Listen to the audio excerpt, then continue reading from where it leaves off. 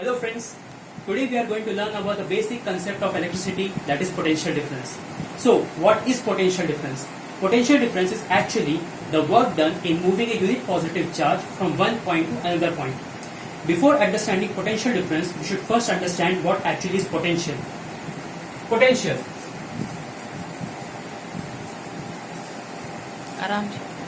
In our day-to-day life, when we say about what is actually a word potential, potential means the ability to do work. If we say this person has got potential, which means that person, if he works hard, he can reach to greater heights. Similarly, in electricity also, the word potential holds the same meaning. Let's see what actually it says. Electric potential or potential, which we say in common terms, work done in moving a positive charge from infinity to that point, to a point is called the electric potential of that point. Electric potential of that point. Suppose I will take a point A here. This is a point A, and suppose a positive charge Q has been brought from infinity to point A. Suppose here somewhere is infinity. So the work done in moving that positive charge Q from infinity to A is called the potential of point A. The potential at point A, denoted by VA. This is plus Q I am taking here. So if we know the electric potential of any point, we can find the electric potential of other point as well. Am I clear? So suppose I will take some more another point. Suppose B. At point B, the work done in moving the electric potential from infinity to that point is called the potential at point B, denoted by VB plus Q. Okay, so I get the potential at point A, I get the potential at point B. If I do the subtraction, VA minus VB. So VA minus VB will tell me the potential difference between that 2 points. So potential difference I can write here, electric potential at point A, that is VA, minus electric potential at point B, that is VB. So I can write it like that, VAB. So the work done in moving this positive charge from VA to VB or A to B is called VAB. Its unit is volt and denoted by V. If we know the electric potential, we can easily able to find current as well, because the resistance is constant in an electric circuit. If I take here electric circuit, suppose I take a point B and point A here, this is A, this is B, this is RAB. It means this is the resistance between point A and B. I will write here, this is a resistance. Now VA minus VB is known, VA minus VB is known. Suppose I will take it here VAB, and resistance is known, that is RAB. So can I able to find current? Definitely I can able to find current. So current formula is IAB equals to VAB by RAB. I am telling you this concept again. The potential difference between 2 points is VA and VA minus VB, and the resistance is the total resistance between these 2 points, RAB. So if we divide this VAB by RAB, we can get the current flowing between the points A and B, denoted by IAB. Now, so how someone will say how this formula has came. So this formula has came from a very great scientist and its research called Ohm's law. We are going to discuss this important topic as well. Ohm's law states that at constant temperature and pressure, which means when the external conditions are constant, the ratio of the potential difference applied divided by the current applied is equal to a constant value. I will write it here. Suppose the potential difference is VAB and the current flowing between them is IAB, so their ratio is always a constant. This constant is actually the resistance in the circuit. That only we have found here, this RAB. I can write it here like this, RAB. So, but one more thing is important, external conditions should be constant. Why I am stressing on this point? Because If external constant is not constant, external conditions is not constant, it may affect the total value of the resistance, because if heat is generated more, the temperature will increase. If temperature will increase, the resistance, which is the characteristic property of a circuit, will change. That is why the ratio will not be the same. That is why the external condition should be constant. If external condition is constant, then only VAB by IAB is constant, which is resistance. So I can write it here, RAB equals to VAB by IAB. If I make a graph, how this graph will be, I will tell you. It will be a straight line inclined at 45 degree. This is x-axis I am taking as I, and this is V, and according to Ohm's law, V by I will be same throughout. So VA1 by IA1 equals to VA2 by IA2 equals to like that equals to R, which is a constant value. If I know the resistance, I can tell the resistivity as well. What is resistivity? Resistivity is a resistance in 1 meter. Since resistance is constant, resistivity is also constant. I will derive the formula for resistivity also. Resistivity means, I am writing here, resistivity is denoted by rho. This is rho. We pronounce it RHO, rho. Now resistivity. So resistance is actually, first of all, resistance is directly proportional to the length of the conductor. The greater the length of the conductor, the more it has got resistance. If length is greater, the resistance will be greater. That only I have took it here as equation 1. If length is more, definitely it depends upon the cross-sectional area as well.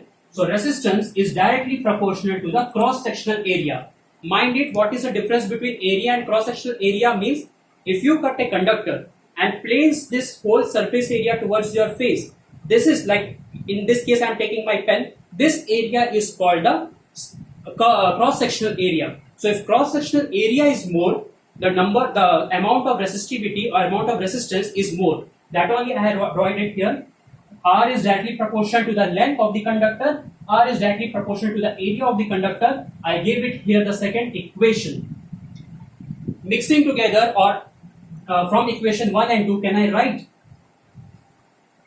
1 upon area? It is, sorry, the area is 1 inversely proportional. Resistance is inversely proportional to the cross section area, not directly proportional, inversely proportional.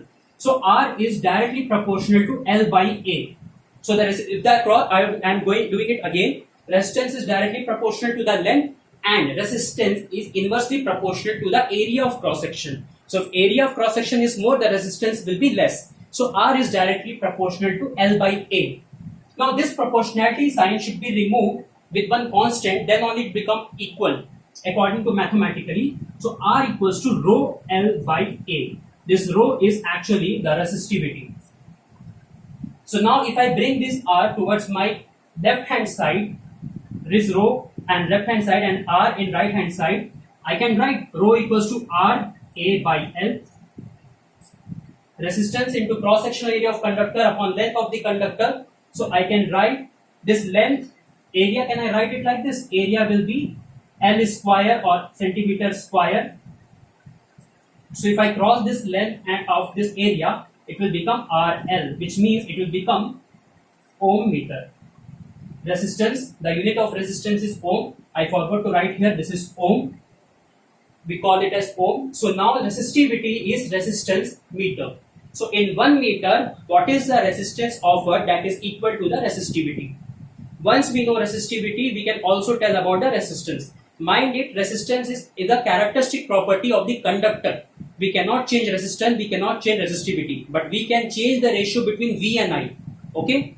Now, if I know resistance and resistivity, can I able to find power? Yes, we can able to find power. The formula of power is P. V into I means voltage applied into the current passing through that potential drop. So, suppose if I am taking, I can write it like this, V into I, or I can write it like this, VAB into IAB. Power if I know power, can I able to find energy? Definitely we can able to find energy, P by T. Now, if I know this VAB and IAB, can I also do this like? Can I also do it like this? If I write according to Ohm's law, V by I equals to R. So I can can I able to write IAB into R into IAB? So I can make it like this. It will be IAB whole square by R. Why I am taking this as I square R? Suppose if the circuit and a resistance are in series resistance, the current flowing through the conductor is constant. If the current is going as constant, I can tell like that. Pardon. So if the current is constant, I can use directly this formula and I can say power is directly proportional to the resistance. P is directly proportional to R. Similarly, if I am talking about if the circuit or the resistor are in parallel with each other, their potential drop will be equal. So power can be again defined as VAB by, I'm using this, I'm converting this I into V by R. I am converting, I can write it like this, I equals to VAB by R. So here IAB, I am writing VAB by R into VAB, which will become VAB square by R.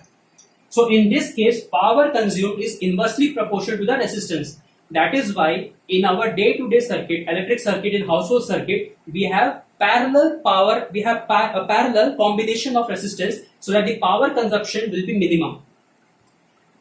At last, I want to just tell that electric potential is the basic of all the current and electricity.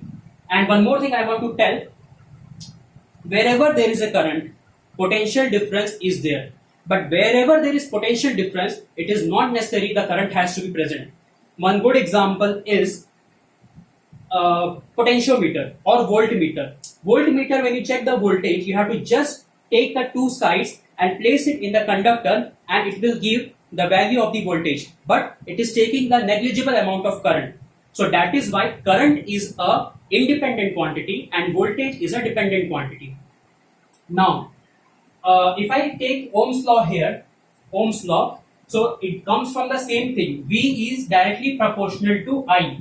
V is directly proportional to I at constant pressure and temperature, at constant conditions, which I already mentioned here. So, if V is directly proportional to I, which means I is a independent quantity and V is the independent quantity. So, here I can say V is directly proportional to I. I bring this I here, V by I equals to K. Now, how this K term will came into existence? It will only come into existence because in a circuit, in a conductor, every conductor has their own internal resistance. That resistance is called the K value, and that K is represented by resistance, and it's as usually its unit is ohm, and we used to tell it as R. Denoted by letter R, and its unit is ohm. So this is the basic of all the electric circuit. If we know if we know electric potential, we can know potential difference. If we know potential difference, we can find the resistance and current if anything is available to us in the circuit. If we know these two things, we can also say like Ohm's law is also proved. And if we know this Ohm's law, we can solve any other question of the electric circuit.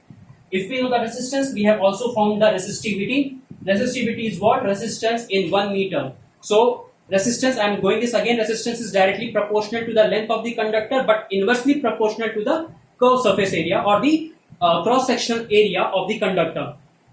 Making these two as common, R is directly proportional to L by A. Removing this proportionality signal, I can say here a constant part had came, that is resistivity, bringing area here, length in the denominator, rho equals to RA by L. Now how this L and area will get cut? Because length is actually, the area is pi R square L. So pi R square L, because since it's a cylinder and the area of cylinder is pi R square into L, so length and length will be cut and R into A. R into L will be here. So R, the resistivity equals to resistance into meter. So I can say like that by definition, and also by proving resistivity, we can tell resistance in 1 meter is its resistivity. Once the resistivity is there, we can able to find power. How is power is defined? Power is the energy per unit time. Here I can write it P into T, not P cross T, P into T.